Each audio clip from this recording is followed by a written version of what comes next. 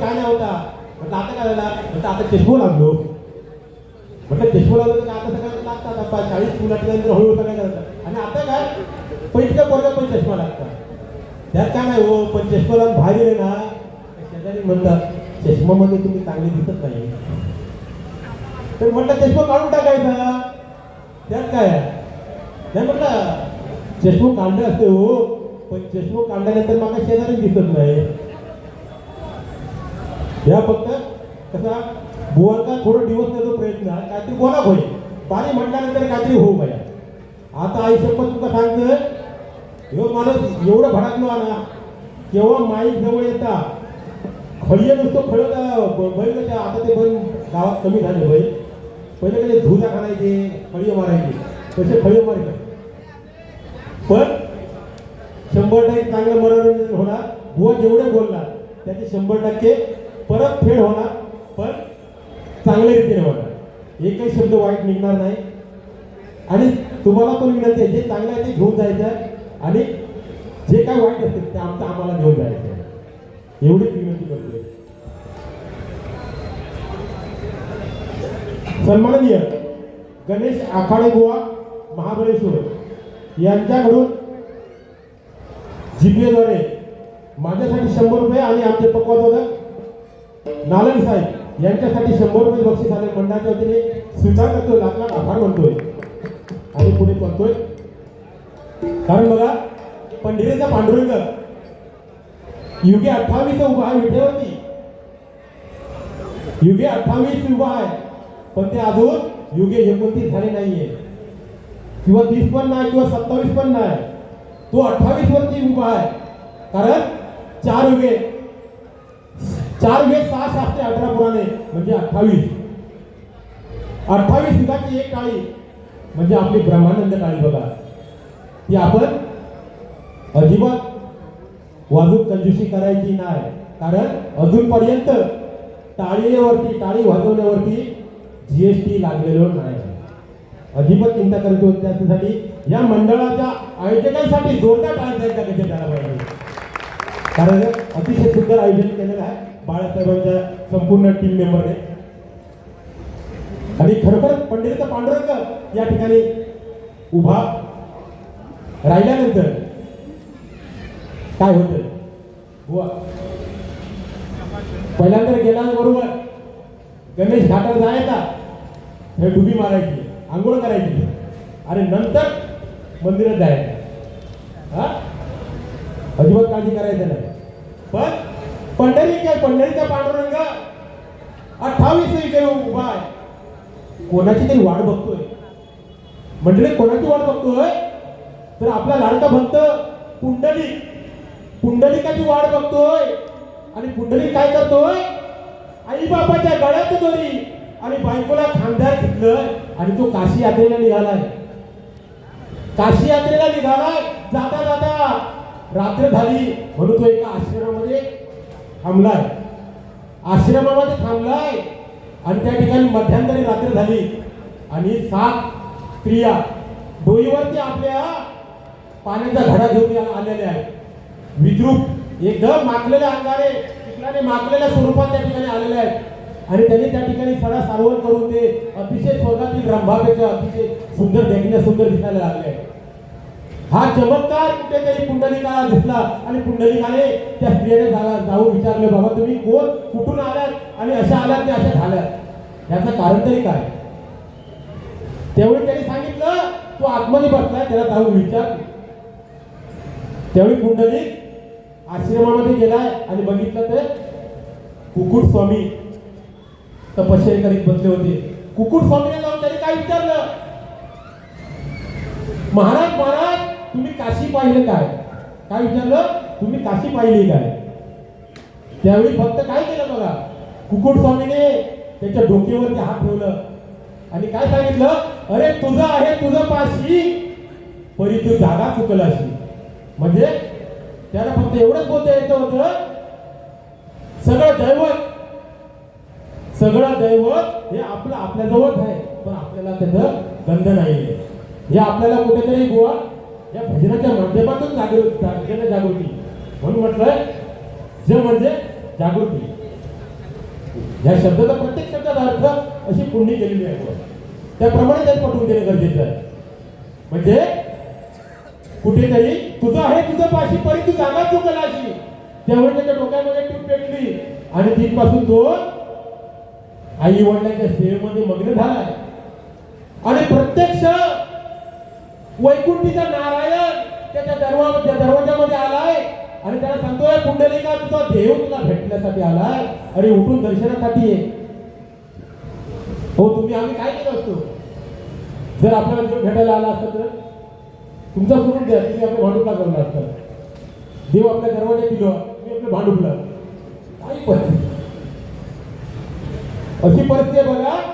वैकुंठीचा नारायण दरवाजात उभा आहे आणि पुंडलिकाला हाक मारतोय, अरे तुझा देव तुला भेटण्यासाठी आलाय, उठून ये. काय सांगितलं आणि आम्ही काय सांगितलं असतो? अरे देव येतो म्हणजे आपल्या काहीतरी देतो लो 500,000 करोड दिला बंद झाले काय आलं सर? बरोबर बरोबर की नाही? काय काय सांगितलं? पुंडलिकाने त्याला उत्तर काय दिलं? अरे तू जर मला भेटण्यासाठी आला असेल तर तू तिथे जा. अरे तुला दर्शन देण्यासाठी आलाय, तू उठून ये. काय पुंडलिकाने उत्तर दिलं? अरे तुला माझी गरज, मला तुझी गरज नाही आहे. पुंडलिकाने भक्त पुंडलिकाने सांगितलं काय? देवा तुझी मला गरज नाही आहे. जर तुला म्हणजे देवाला सांगितलं तुला जर माझी गरज असेल तर ही भिरकावतो त्या विठेवरती उभा राहा. आणि बघा वैकुंठीचा नारायण त्या विठेवरती उभा राहिला. 28 युगे झाली आहे तरी तो तिथेच उभा आहे, कारण पुंडलिकाची अजून भक्ती पूर्ण झालेली नाही आहे. म्हणून मायबाप प्रसिद्ध हो, आई बाप हे विठ्ठल आणि रखुमा आहे, त्यांची सेवा करा म्हणजे आपल्याला पांडुरंग भेटणार. कारण आपण कितीही देवदेव केलो, कितीही देवदेव करा, तुम्हाला आई बाप कधीच भेटणार नाही, कधीच भेटणार नाही. देवदेव किती करा, काही एक देव तुम्हाला भेटणार नाही. पण आई बापाची सेवा करा, आई बापाची सेवा करा. देव भेटल्याशिवाय राहणार नाही, देव भेटल्याशिवाय राहणार नाही, देव भेटल्याशिवाय राहणार नाही. एवढंच बस झालं, बरोबर ना? हरकत नाही. ध्यानाचा अभंग घेऊया.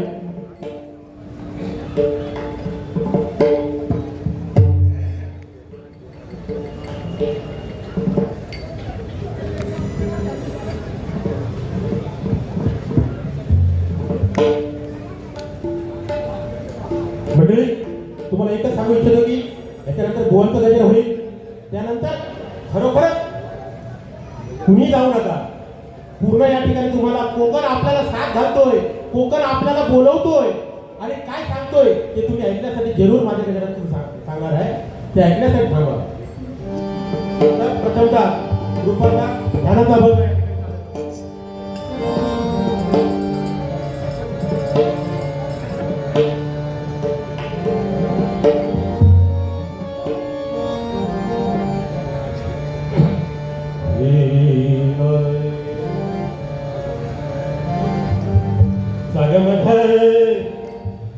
मधनी मधनी धनी सा गसा मगसा निसा धनी सा निसा धनी मध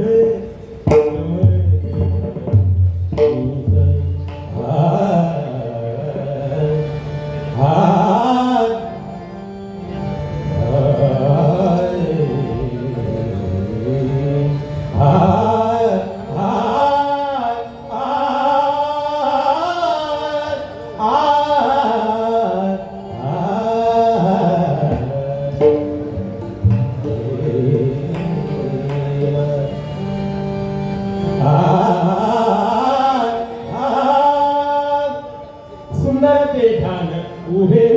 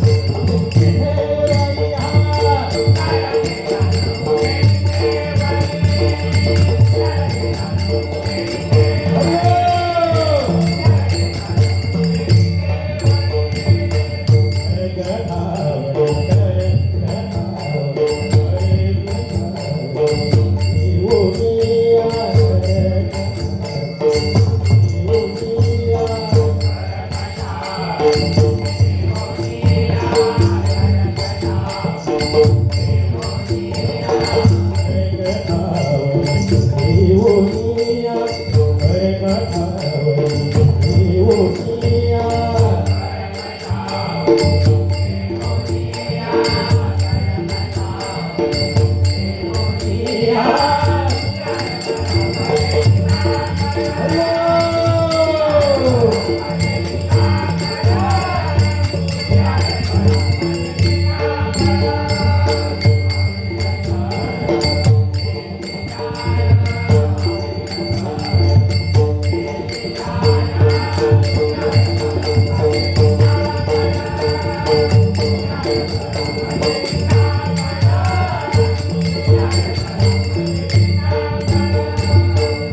म्हाताऱ्या कुंडाले कळपती श्रवणी म्हाताऱ्या कुंडाले म्हाताऱ्या कुंडाले